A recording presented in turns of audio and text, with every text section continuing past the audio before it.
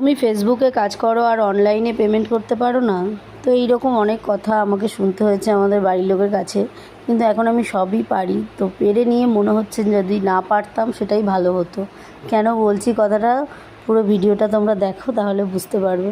তো এটা সকালবেলা খাবার ছিল। সকালবেলা গরমে আমি এরকম খাবার হামেশাই খাই, ভালো লাগে খেতে। এটা হচ্ছে চিড়ে দই আম দিয়ে, একটু নুন চিনি দিয়েও খাই।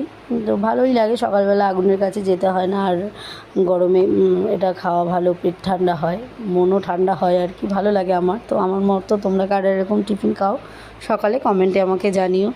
তো সকালবেলা টিফিন করে নিলাম, করে নেওয়ার পর এটা দেখো, এই প্রথম আমি ফ্লিপকার্ট থেকে অর্ডার করলাম, তাও সেটা আবার 10 মিনিটে দিয়ে গেল। তো এটা আমি জানতাম না, আমার মেয়েই বলেছে আমাকে করতে। তো করার পর তারপর জিনিসটা এসছে দেখো। তো চিলি চিকেন খাবে বলছিল আর ক্যাপসিকাম ছিল না, তো সেটাই আবার নিয়ে এসেছি। তো 10 মিনিটে দিয়ে গেছে, কিন্তু দামটা একটু বেশি নিয়েছে। আর এটাও সেই একই দিনে এসছে। দুটো জিনিস অনেক দিন আগেই অর্ডার করেছিলাম, তো এই দুটো জিনিস এসছে। তো এটা হচ্ছে মেয়ে বলল রোল অন, তো এটা সে রোল অন হিসাবে কাজ করবে, তো সেটাই অর্ডার করেছিল, সেই একই সঙ্গে এসছে। আমার মেনলি দরকার ছিল কিউবটা আমাদের খারাপ হয়ে গেছে, ওটা ফেটে গেছে। তো তার জন্য তারপর দেখো এই জিনিসটা কত সুন্দর হয়েছে না, আমার খুব ভালো লেগেছে অনলাইনে। আরও এটার কোনো মানে পেছনে শুধু তোমার ওটা চিপকালেই হয়ে যাবে তোমার। কত সুন্দর জিনিসটা, আমার খুব ভালো লেগেছে। তো এটাই বলছিলাম যে এটা কেন বললাম আমি কথাটা, যে এই অনলাইনের চক্করে পড়ে আমার অনলাইনের টাকাগুলো সব শেষ হয়ে যাচ্ছে অ্যাকাউন্টের।